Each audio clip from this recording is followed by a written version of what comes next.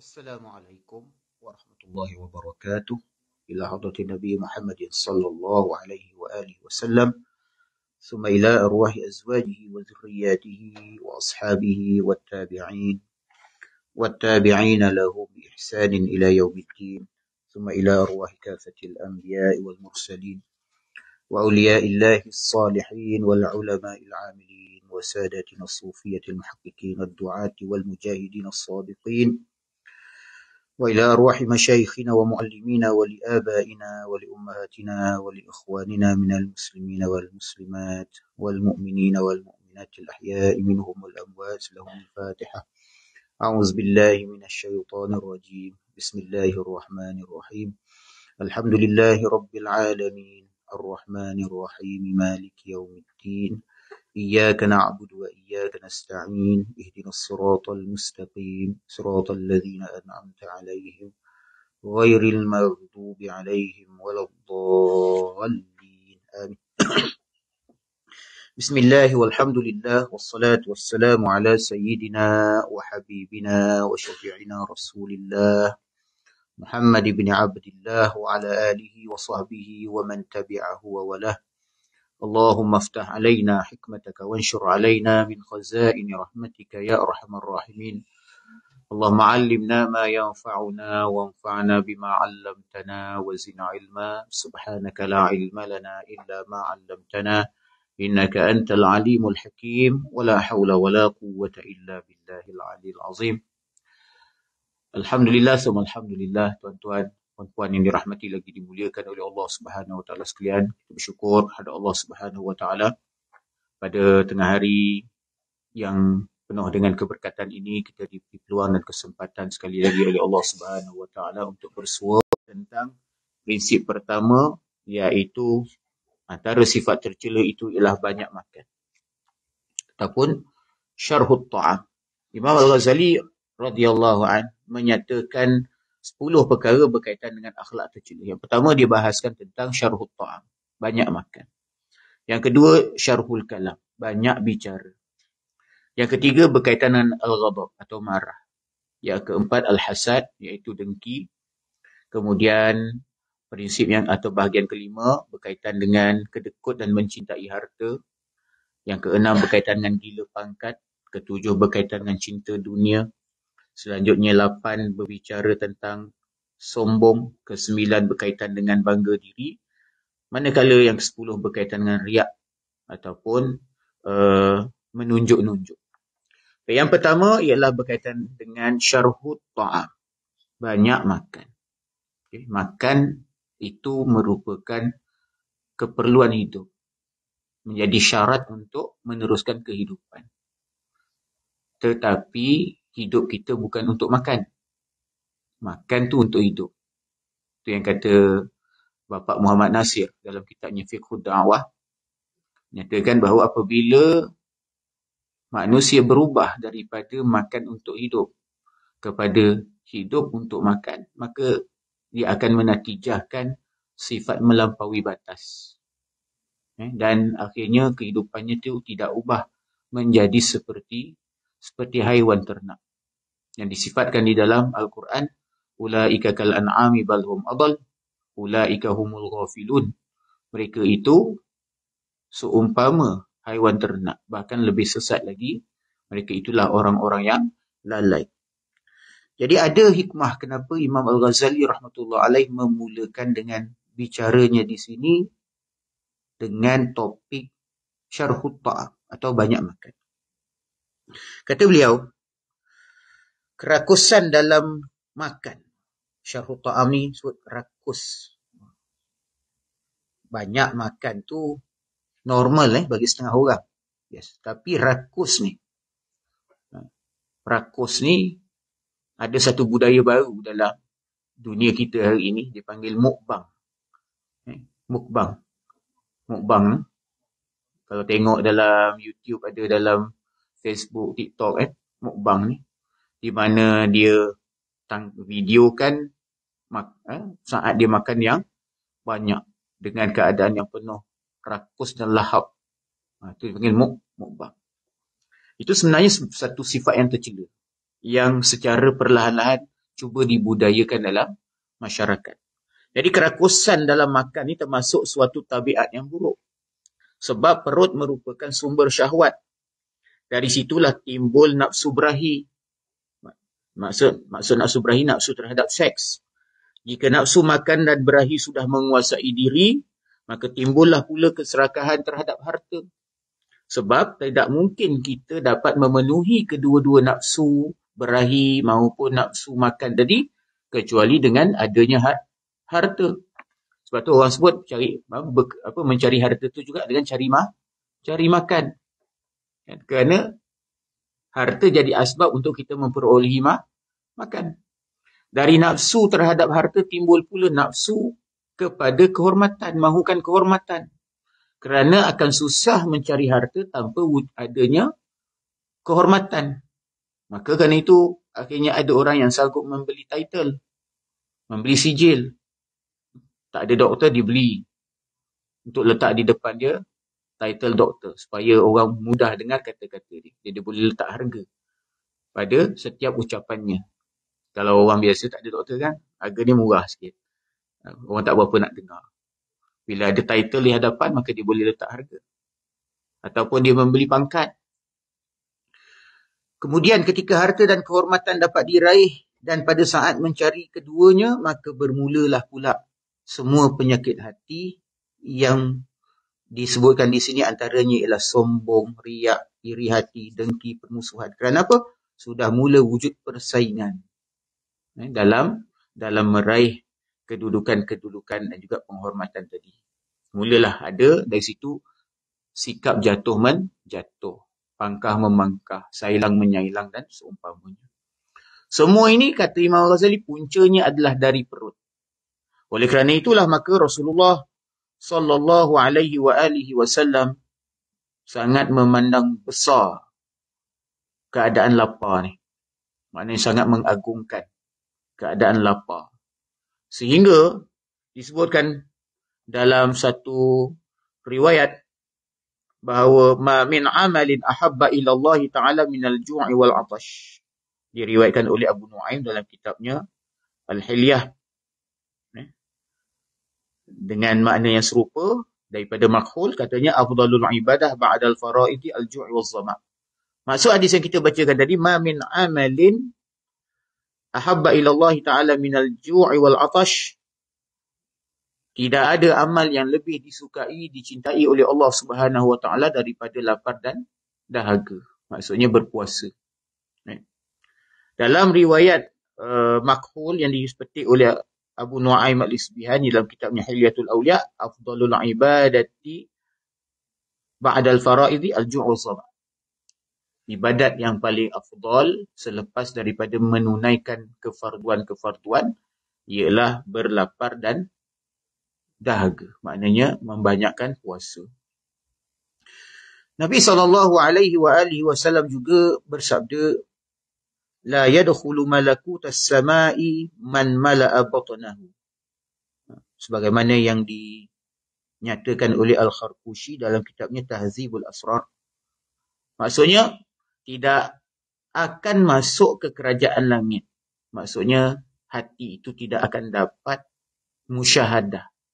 Tak dapat nak menyaksikan kepada ayat-ayat Allah Subhanahu wa Ta'ala yang tersirat di sebalik berbagai-bagai fenomena alam yang tersurat ini, orang yang memenuhi perutnya dengan makanan. Jadi, dengan berpuasa, berlapar itu dapat menyebabkan hati kita itu bersih, lalu dengan itu basirah kita menjadi tajam, dan dalam keadaan basirah yang tajam itulah dia dapat melihat kepada ayatullah, ayat-ayat Allah Subhanahu wa Ta'ala. Sebagaimana dalam Al-Quran Allah SWT menyatakan, inna fi khalqis samawati wal ardi wa ikhtilafil laili wan nahari la ayatin li ulil albab. Sungguhnya dalam penciptaan langit dan bumi dan silih pergantian malam dan siang terdapat ayat, tanda-tanda, bukti-bukti bagi golongan ulul albab. Ulul albab ni maksudnya orang-orang yang memiliki akal fikiran yang lurus dan pandangan hati yang tajam. Albab tu daripada kalimat lub. Lub ni adalah bahagian ataupun aspek terdalam daripada rohani kita. Imam At-Tirmizi, Al-Hakim At-Tirmizi, dia ada mengarang satu risalah tentang persoalan ini. Dia kata bahawa bahagian yang paling luar daripada rohani manusia itu disebut sebagai sadrun, dada. Di dalamnya terdapat qalbun, jantung hati kita. Di dalam qalbun tu terdapat lagi, yang lebih dalam lagi dipanggil fuad. Yang dalam lagi, paling core dipanggil lub. Jadi kalimat lub tu mufrad atau singular bagi kalimat albab. Jadi golongan ulul albab ialah orang-orang yang bukan sekadar memiliki akal fikiran, tetapi dia memperoleh core of reason tadi tu, iaitu lub. Yang mana lub ini, kata Sayyidina Ali bin Abi Talib, adalah punca lahirnya tauhid kepada Allah Subhanahu Wa Taala, berdasarkan kepada ayat yang kita baca tadi dalam surah Ali Imran ayat 190. Dan nak memberdayakan lub ini, caranya sebagaimana disebutkan oleh Allah Ta'ala sambungan daripada ayat tadi 191, allazina yadhkuruna Allaha qiyaman wa qu'udan wa ala junubihim wa yatafakkaruna fi khalqis samawati wal ard rabbana ma khalaqta hadza batila subhanaka faqina azabannar. Iaitu orang ulul albab ni, sifat-sifat dan ciri-cirinya ialah mereka ini sentiasa berzikir, mengingati Allah Subhanahu Wa Taala dalam keadaan berdiri, dalam keadaan duduk, dalam keadaan berbaring. Begitu juga mereka sentiasa mengingat, sentiasa merenungkan, bertafakur pada kejadian langit dan bumi. Sehingga natijah gandingan zikir dan fikir tadi tu, jiwa tu menjadi enlightened, tercerahkan dengan hakikat tauhid. Maka mereka kata, Rabbana ma khalaqta hadza batila. Tuhan kami, tidaklah kau menjadikan semua ini sia-sia. Subhanaka, maha suci engkau. Faqina azabannar. Maka peliharakanlah kami daripada azab neraka. Jadi ucapan beliau tu, ucapan ulul albab ni bukan sekadar ucapan, tapi dia adalah suatu gambaran daripada keyakinan yang mereka perolehi natijah daripada konsistensi melakukan zikir dan tafakkur tadi. Dia dapat menyaksikan ayat-ayat Allah Subhanahu Wa Taala. Bukan sekadar lapis luar yang disebut sebagai fenomena, tapi dia menyaksikan apakah rahsia-rahsia, apakah hikmah-hikmah di sebalik setiap ciptaan Allah Subhanahu Wa Taala. Maknanya dia boleh mengenal Allah melalui ciptaannya. Ciptaan yang zahirnya itu menghijab kita daripada memandang kepada Allah SWT. Sebaliknya dia menjadi pintu-pintu yang menghubungkan hati itu kepada Allah Subhanahu Wa Taala. Ada orang dia melihat hanya fenomena, sehingga dia tak dapat menyaksikan kepada Allah Subhanahu Wa Taala.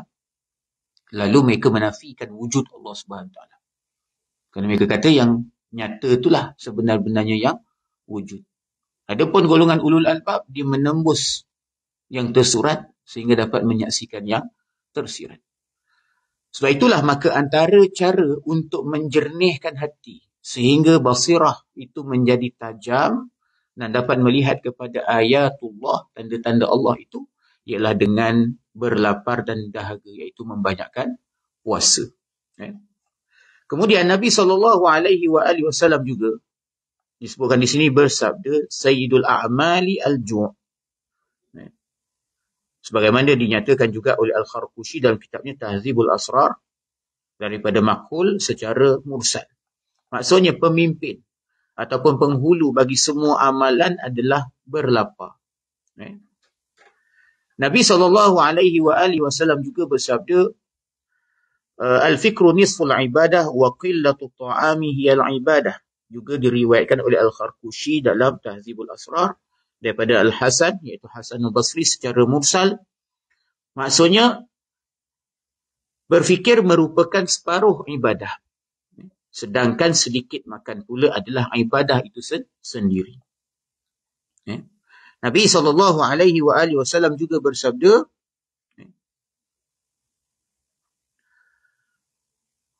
Afdalukum indallahi ta'ala atwalukum ju'an wa tafakkuran wa abghadukum ila Allah Ta'ala kullu akulin na'umin syarub. Hadis yang diriwayatkan juga oleh Al-Kharqushi daripada Sayyidina Hasan Al-Basri secara mursal. Maksudnya yang paling mulia di antara kamu di sisi Allah Subhanahu wa Ta'ala itu adalah yang paling lama menahan lapar dan yang paling lama berfikir. Maknanya yang paling dalam berfikir. Mana berfikir yang dapat menghubungkan dia kepada ma'rifatullah. Dan yang paling dibenci di antara kamu di sisi Allah Subhanahu wa Ta'ala itu ialah orang yang akul. Akul ni maksudnya banyak makan. Kemudian naum. Naum ni maksudnya yang banyak tidur. Kuat makan, kuat tidur. Kemudian syarub maksudnya kuat minum. Bila kuat makan, kuat minum. Itu yang duduk dekat mamak berlama-lama ni. Lepas satu gelas teh kan, satu lagi gelas teh. Mamak tu pun dah standby kat tepi tu je. Tunggu kok ada order baru. Banyak makan, banyak tidur, banyak minum. Ini orang yang paling dibenci di antara kamu di sisi Allah Subhanahu wa Ta'ala. Nabi SAW juga bersabda, "Ma mala'a ibnu Adam wi'a'an syarran min batnihi hasbu ibni Adam luqaymatun yuqimna sulbahu wa in kana la mahala fathulusun li ta'amihi wa thulusun li syarabihi wa thulusun li nafsihi." Hadis yang diriwayatkan oleh At-Tirmizi dalam sunannya, begitu juga An-Nasa'i dalam As-Sunan Al-Kubra, begitu juga Ibnu Majah dalam sunannya daripada hadis Sayyidina Al-Miqdam bin Ma'di Karibah radhiyallahu anhu. Maksudnya apa? Tidaklah seorang manusia memenuhi wadah yang lebih buruk atau bekas yang lebih buruk daripada perutnya. Cukuplah bagi manusia beberapa suap yang dapat menegakkan tulang sulbinya. Maknanya yang boleh menegakkan atau membolehkan dia terus bekerja. Jika tidak, maknanya kalau dia tak boleh meninggalkan banyak makan, maka hendaknya sepertiganya untuk makanannya, sepertiganya untuk minumnya dan sepertiga lainnya adalah untuk nafasnya. Jadi perut tu dibahagikan 3. Sepertiga untuk diisikan dengan makanan, sepertiga lagi diisikan dengan minuman, sepertiga lagi dengan nafas. Jangan kita isi perut tu dengan sepenuhnya makanan sehingga tak dapat nak bernafas. Tu orang kata makan sampai tak bernafas. Sebab dah terlalu penuh. Dan itu juga akan menyebabkan kita jadi malas dan akhirnya dapat mengganggu kita punya productivity dalam kerja. Akan mengganggu productivity dalam kerja. Begitu juga Nabi SAW bersabda, "Inna syaitana la yajri min ibni Adam majrad dam fadayyiqu majariyahu bil ju'i wal atash." Yang diriwayatkan juga oleh Al-Kharqushi dalam Tahzibul Asrar yang merupakan hadis-hadis mursal daripada Sayyidina Hasan Al-Basri. Maksudnya, sesungguhnya syaitan bergerak pada diri manusia mengikut aliran darah, maka persempitlah jalan-jalan syaitan dengan lapar dan dahaga. Ini berkait dengan puasa. Jadi antara hikmah berpuasa itu, ia dapat mempersempitkan jalan-jalan syaitan melalui aliran darah kita. Begitu juga Nabi SAW bersabda, sebagaimana yang diriwayatkan oleh Sayyidah Aisyah radhiyallahu anha, "Adimu qar'a babil jannah yuftah lakum." Qalat kaifa nudib? Qala bil ju'i wal zama'. Rawahu awradahu Abu Talib Al-Maki fi Qutil Qulub. Hadis ni dinyatakan oleh Al-Imam Abu Talib Al-Maki dalam kitabnya Qutil Qulub. Maksudnya apa? Rasulullah bersabda kepada Sayyidah Aisyah radhiyallahu anha, usahakanlah supaya kamu dapat selalu mengetuk pintu syurga. Nescaya akan dibukakan untuk kamu. Okay? Maka Aisyah radhiyallahu anha bertanya kepada baginda Rasulullah sallallahu alaihi wasallam, bagaimana kami dapat sentiasa melakukannya? Baginda pun menjawab, iaitu dengan lapar dan dahaga. Maksudnya dengan kita memperbanyakkan puasa. Dan Nabi sallallahu alaihi wasallam juga dikatakan di sini bersabda, kulu washrabu fi ansafil butun fa innahu juz'un minan nubuwah. Sebagaimana dinyatakan oleh Al-Kharqushi dalam Tahzibul Asrar dan juga Abu Talib Al-Makki dalam Qutul Qulub. Maksudnya, makan dan minumlah kamu sehingga setengah perut. Mana jangan sampai terlalu kenyang, kerana itu sebahagian daripada kenabian. Dan itulah antara cara pemakanan Rasulullah sallallahu alaihi wasallam itu, ialah makan ketika lapar dan berhenti sebelum kenyang. Ini belum lapar dah makan. Dah kenyang tak berhenti. Itu terbalik. Belum lapar dah makan dah. Dah kenyang tapi tak berhenti lagi. Mungkin kau ingin mengetahui akan rahsia dimuliakannya lapar. Kenapa berlapar ni merupakan suatu perkara yang mulia dalam pandangan Rasulullah SAW, dan apakah rahsia-rahsianya, dan bagaimana hubungannya dengan memudahkan perjalanan kita ke akhirat. Maka di sini Imam Al-Ghazali menyatakan beberapa perkara atau hikmah di sebalik berlapar ni. Pertama, berlapar ni kata Imam Al-Ghazali dapat menjernihkan hati dan membawa kearifan. Maknanya disebutkan di sini, ia dapat menajamkan basirah, nafazul basirah, mempertajamkan pandangan mata hati. Sebab kenyang ni mendatangkan kemalasan. Pertama. Yang kedua, dia akan membutakan hati. Maksud membutakan hati ini antara lain ialah melemahkan fikiran. Bila kita dah terlalu kenyang, jadi tenaga badan kita seluruh terfokus pada perut. Sehingga akhirnya otak tu tak dapat nak berjalan dengan baik.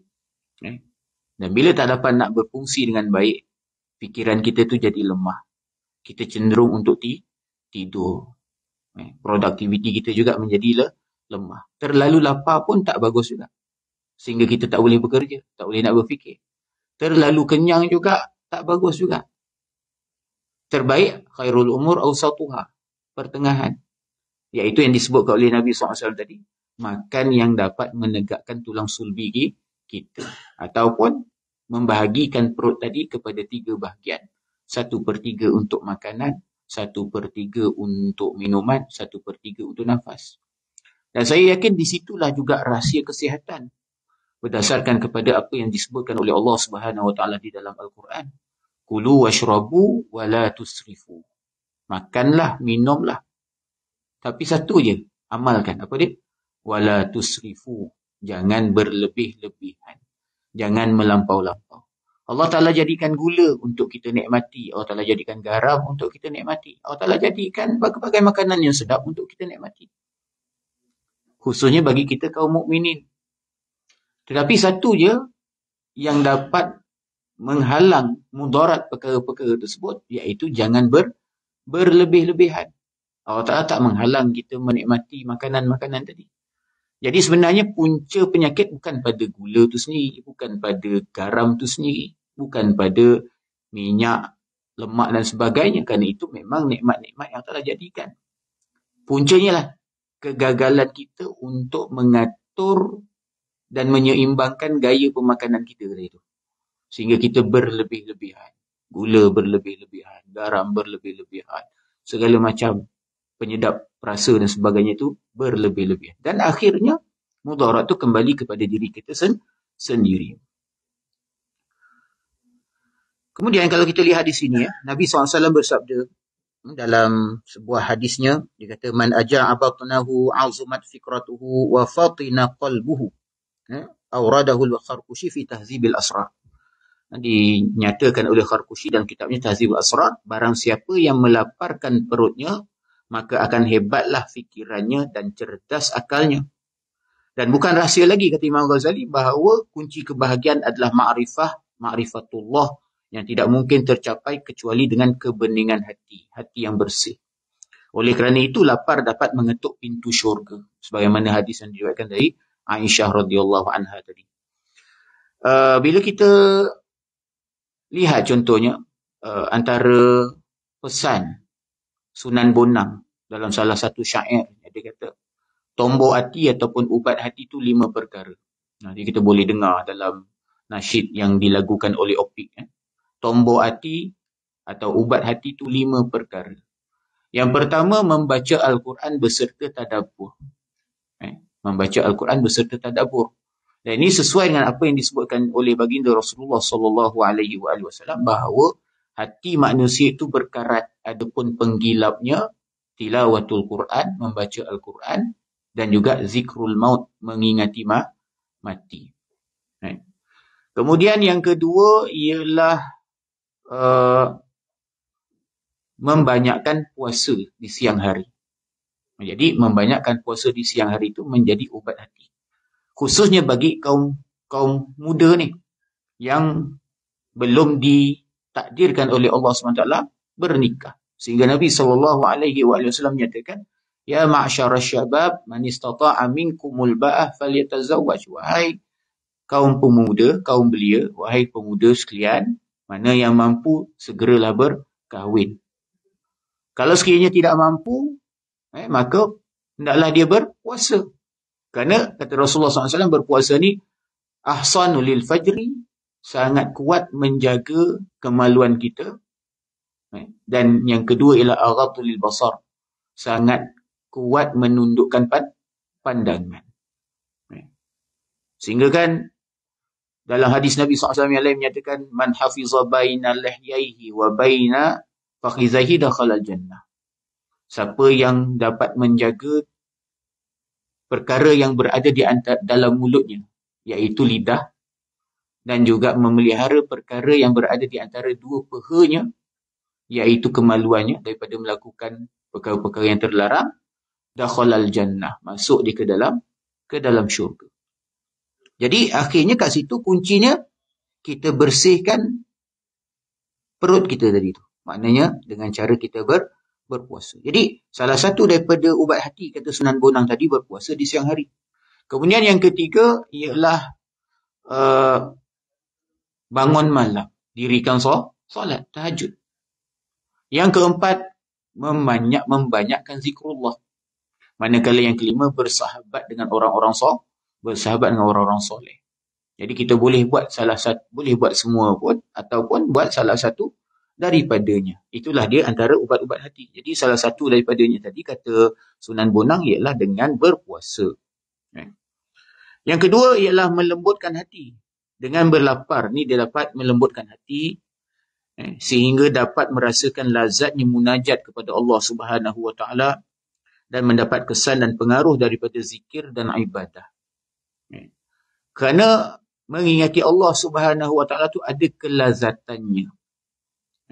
Adapun yang menghalang kelazatan zikir dan ibadah tadi tu ialah kerana hati tadi dikuasai oleh hawa nafsu dan syahwat. Apabila kita terbiasa dengan sesuatu perbuatan dosa, maka lazat ibadat tadi tak terasa. Bila lazat ibadat tak terasa, tu yang kemudian datang sifat jemu. Dan bila dah jemu, maka akhirnya ditinggalkan. Sedangkan Imam Ibn Athaillah As-Sakandari rahmatullah alaih, dia kata, la tatruki zikra li'adami hudurika ma'allahi fih. Janganlah sekali-kali kamu tinggalkan zikir hanya semata-mata kerana kamu tak dapat nak hudur ma'allah. Maksudnya dapat merasakan kehadiran Allah saat berzikir. Kerana apa kata dia? Kerana lalai kamu sedangkan kamu berzikir itu jauh lebih baik daripada lalai kamu tanpa berzikir. Kita zikir tapi lalai, itu lebih baik. Kerana setidak-tidaknya anggota kita, lidah kita itu sudah dimanfaatkan untuk mengingati Allah SWT. Berbanding dengan orang yang memang lalai semata-mata, tak pernah nak ingat Allah SWT. Sehingga Allah Ta'ala sifatkan dalam Al-Quran tadi, bahawa orang yang lalai itu, ulaika kal an'ami bal hum adall. Mereka tu hidupnya macam haiwan ternak, bahkan lebih sesat lagi. Akibat kelalaian. Ulaika humul ghafilun. Mereka tu orang yang lalai. Kemudian kata Imam Ibn Athaillah, apabila sampai masanya dengan kurnia Allah Subhanahu Wa Taala, maka Allah Taala akan meningkatkan keadaan zikir kita tadi itu, daripada zikir dalam keadaan lalai, akhirnya menjadi zikir dalam keadaan hati yang sudah terjaga. Kerana zikir itu lama kelamaan dia akan dia mengetuk pintu hati, sehingga akhirnya hati kita yang tidur itu terjaga. Dan bila hati terjaga ni, kata sebagian ulama, antara tanda hati itu sudah mula terjaga ialah dia menangis saat mengingati Allah Subhanahu Wa Taala. Sebab itu kalau kita lihat dalam satu hadis yang lain, sab'atun yuzilluhumullahu fi zillihi yauma la zilla illa zilluh. 7 golongan yang dapat naungan Allah di hari yang tidak ada naungan melainkan naungan Allah. Yang pertama sekali disebutkan imamun adil, pemimpin yang adil. Yang akhir sekali, yang ketujuh disebutkan wa rajulun zakarallaha khalian fafadat ainah. Seorang lelaki, termasuk juga wanita sebenarnya, yang mengingati Allah Ta'ala dalam sendirian, sehingga mengalirlah air matanya. Air mata yang mengalir tadi tu bukan kerana dia terkenang baru lepas putus cinta. Ramai orang lepas putus cinta tu baru cari sejadah. Cik sejadah tu pun zikir. Zikir tu menangis. Kita kata Masya Allah, zikir menangis. Tapi sebenarnya bukan nangis mengenangkan Allah. Menangis mengenangkan bidadari yang baru terlepas pergi. Dia nangis lah. Ada yang mungkin kerana kehilangan kerja. Ada yang mungkin kerana itu dan inilah, macam-macam yang menyebabkan dia boleh menangis. Tapi ni tangisan yang betul-betul murni kerana teringatkan Allah Subhanahu Wa Taala.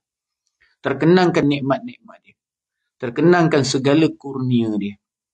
Terkenangkan betapa kita ni tak dapat mensyukuri nikmat-nikmatnya itu dengan benar. Dan memang Allah Taala kata pun, wa in ta'udu ni'matallahi la tuhsuha. Kalau sekiranya kamu hitung nikmat-nikmat Allah, kamu tak akan terhitung.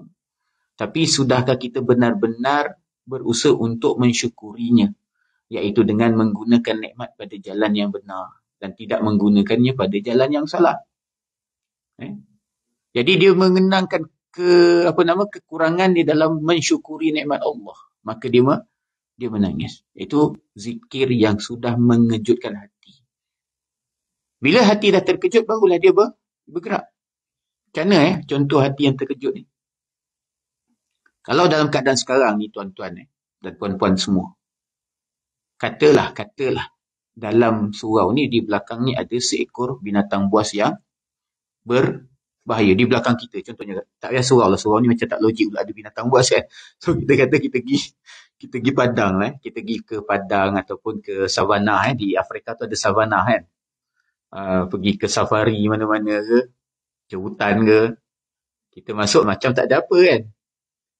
Kita tak perasan rupanya belakang tu harimau sedang memerhatikan kita dengan penuh selera. Kita tak perasan. Kita pun relax kan, santai-santai isap rokok dalam tu kan. Itu dalam keadaan kita tak sedar. Jadi kita tak terkejut, tak terjaga lagi. Baik, tiba-tiba kita dengar bunyi ranting patah. Mula terkejut sikit tak? Kita pun pandang belakang. Tengok harimau tu dah siap nak menerkam. Saat tu baru kita betul-betul terkejut. Sama ada kita boleh lari ataupun terpaku kat situ. Kita tahu tak ada pengalaman lagi jumpa harimau ni tuan-tuan. Tapi itu keadaan, macam mana keadaan orang yang terkejut bila dia nampak ada sesuatu yang membahayakannya. Tentu saja dia mula bertindak untuk melindungi dirinya. Dan sekarang ni kita tuan-tuan, secara realitinya kita berhadapan dengan bahaya besar. Cuma kita tak sadar. Apa dia bahaya besar tu? Neraka Allah Subhanahu Wa Taala. Murka Allah Subhanahu Wa Taala. Itu bahaya besar. Cuma kita tak sadar. Kita tak peduli. Kenapa? Hati tadi tu dalam keadaan tidur. Kalau orang tidur, dia baring, sebelah dia harimau duduk berkeliaran pun dia tak rasa. Tak rasa apa-apa. Sebab dia tidur. Dia tak rasa bahaya. Dia tak sedar. Ataupun kalau orang buta pun dia tak perasan. Macam tu juga kalau hati tu buta. Hati tu buta pun dia tak peduli. Jadi zikir ni tadi dia dapat mengejutkan hati tadi tu. Sehingga akhirnya hati yang mula terjaga, dia akan mula bertindak. Dia akan mula bergerak. Dan setelah itu kata Imam Ibn Athaillah, bila hati itu dah mula jaga, kemudian dia akan dapat rasa hudur ma Allah. Mulalah rasa hadir Allah Ta'ala saat dia mengingatinya. Dia akan rasakan kebersamaan Allah Ta'ala dengan dirinya. Dalam hadis Qudsi sebutkan, wa ana ma'ahu idza zakarani. Dan aku beserta hamba-Ku saat dia mengingati aku. Dan banyak kemuliaan orang yang berzikir ni. Fazkuruni azkurkum. Ingatlah aku, nescaya aku ingat kamu. Maksud Allah ingat kita tu mana ingat kita secara khusus. Maksud Allah beserta kita, bersama kita adalah bersama secara khusus. Maknanya kita ni berada dalam lindungan dan naungan Allah. Dan bila kita benar-benar merasakan bahawa Allah tu beserta kita, maka hati kita tu akan jadi tenang dan tenteram. Kita tak rasa bimbang.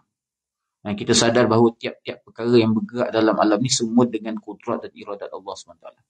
Sehingga kan Nabi SAW bila berada dalam Gua Thur bersama-sama dengan Abu Bakar As-Siddiq radhiyallahu anhu, dia nampak pasukan musyrikin tu sedang mengincar-ngincar, sedang mencari-cari baginda Rasulullah dan Abu Bakar. Rasulullah tenang, sedangkan Abu Bakar tu dalam keadaan bimbang, resah. Nabi kata apa? La tahzan, innallaha ma'ana. Jangan sedih, jangan bimbang, kerana Allah beserta kita. Maknanya, rasa kebersamaan natijah daripada mengingati Allah Ta'ala itu dapat menyebabkan hati itu jadi tenang. Jadi dengan berlapar ni kata Imam, kemudian kata Imam Ta'ala, saya nak sempurnakan tadi. Imam Ta'ala kata, sehinggalah kemudian satu tahap kita akan mengingati Allah dalam keadaan kita tak sadar yang lain-lain lagi dah. Dia panggil ghaibah amma siwal mazkur. Hilang lenyap yang lain-lain dalam kesadaran hati kita, melainkan hanya Allah Subhanahu wa Ta'ala. Maka tercapailah apa yang dikatakan khusyuk tadi. Jadi dengan berlapar tadi itu dapat menatijahkan kelazatan munajat dan pengaruh zikir, dapat merasakan pengaruh zikir dan ibadah kita. Al-Junaid Al-Baghdadi rahimahullah berkata, hendaknya salah seorang di antara kamu membuat ruang yang kosong dari makanan antara hati dan dirinya. Kena ada ruang. Yang dimaksudkan oleh Junaid di sini adalah agar dapat menemukan kemanisan munajat.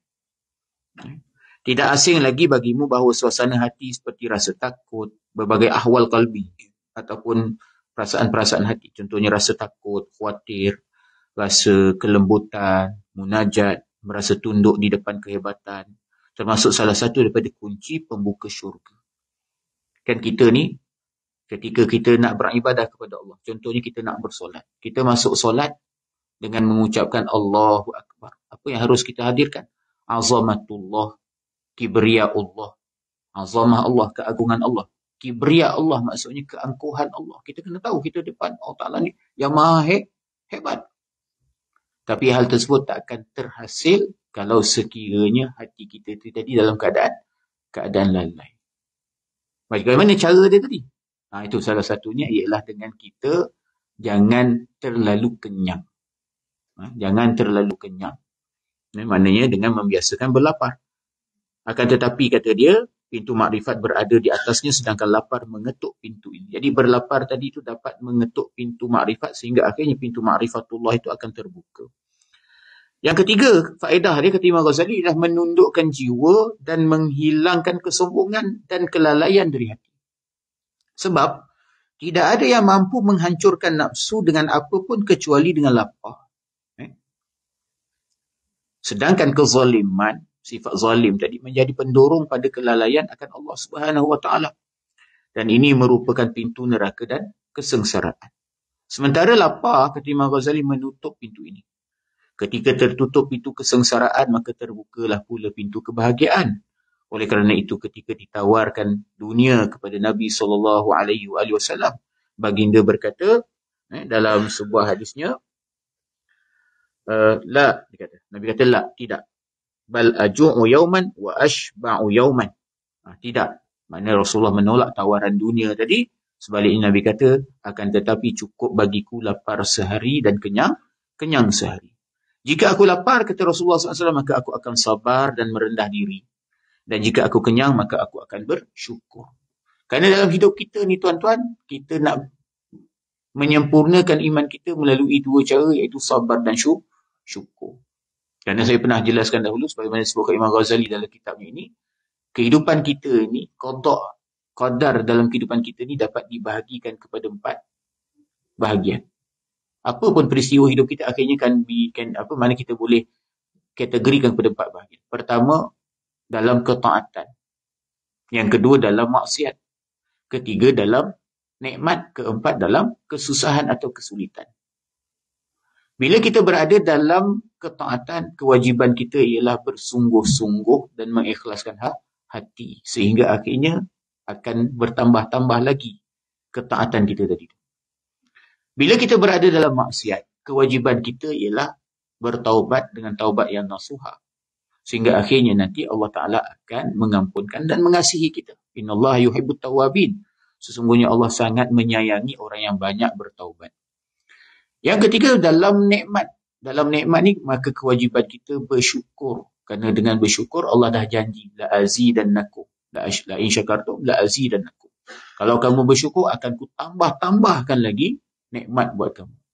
Manakala dalam kesulitan, kewajiban kita bersabar. Innama yuwaffas sabiruna ajrahum bighairi hisab. Hanya sahaja Allah Ta'ala mencukupkan pahala bagi orang yang bersabar tanpa sebarang hitungan. Pahala yang tersangat banyak. Jadi, iman kita tu disempurnakan dengan syukur dan sabar. Dengan syukur dan sabar. Sebab tu dalam hadis Nabi SAW dinyatakan ajaban li amril mu'min. Sungguh menakjubkan urusan hidup orang mukmin. Inna amrahu kullu khair. Setiap urusannya itu adalah baik. Walaysa zaka illa lil mu'min. Dan hal tersebut tidak berlaku melainkan pada diri orang beriman. In asabathu sarra syakar fahuwa khairullah. Sekiranya dia memperolehi kebaikan, maka dia akan bersyukur. Yang demikian itu baik untuk dirinya. Wa in asabathu dharra sabar fahuwa khairullah. Dan apabila dia ditimpa kesulitan, kesusahan, maka dia bersabar. Yang demikian itu juga baik untuk dirinya. Bagi orang mukmin, apapun peristiwa yang dia lalui, bila disikapi dengan betul, semuanya memberi kebaikan buat diri dia. Walaupun dalam pandangan manusia ini sesuatu yang tak baik. Contohnya kita dapat musibah. Mostly kebanyakan manusia kata tak bagus. Tapi bila kita menyikapi dengan betul, dia menjadi jalan untuk kita dekat kepada Allah. Sebab tu di sebalik banyak musibah yang kita lalui, mungkin di sana tersembunyi nikmat-nikmat dari Allah Subhanahu Wa Taala yang kita tak perasan. Bahkan boleh jadi kalau kita tak bersyukur dengan betul, di sebalik nikmat yang kita dapat, itu merupakan musibah. Kan? Musibah bila kita sabar, maka menjadi nikmat. Tetapi nikmat bila tak bersyukur, dia bertukar menjadi musibah. Jadi kesadaran-kesadaran itu yang kita nak cuba hasilkan daripada hati kita. Dan salah satu caranya tadi, kata Imam Al-Ghazali, ialah dengan kita berlapar. Supaya hilang daripada hati kita tu sifat sombong, hilang daripada hati kita tu sifat lalai, dan dia juga akan menjadikan jiwa kita tu sentiasa tunduk, merendah diri kepada Allah Subhanahu Wa Taala. Orang yang perutnya sentiasa kenyang, dia tak akan rasa susahnya hidup. Orang lapar. Dia tak akan dapat simpati dengan orang lapar. Dia tak akan peduli. Dia tak akan peduli. Kenapa? Perutnya itu sentiasa penuh. Maka sekali-sekala, sebab itu kita dianjurkan berpuasa supaya kita dapat memperolehi empati. Kita dapat merasakan bagaimana deritanya orang yang lapar. Ada orang tu dia berpuasa tapi tak ada benda nak berbuka, maka dia berlapar terus. Itu kita cuba sama-sama renungkan. Jadi ini semua adalah latihan-latihan hati, supaya akhirnya kita menjadi orang-orang yang soleh, orang-orang yang baik, dan dengan kesolehan itulah nanti akan kita masuk ke hadrat Allah Subhanahu Wa Taala. Dengan kesolehan itulah kita akan melangkah ke pintu syurga. InsyaAllah pada pertemuan akan datang kita akan sambung lagi beberapa manfaat berlapar sebagaimana dinyatakan oleh Imam Al-Ghazali rahmatullah alaih dalam kitabnya ini. Wallahu ta'ala alam.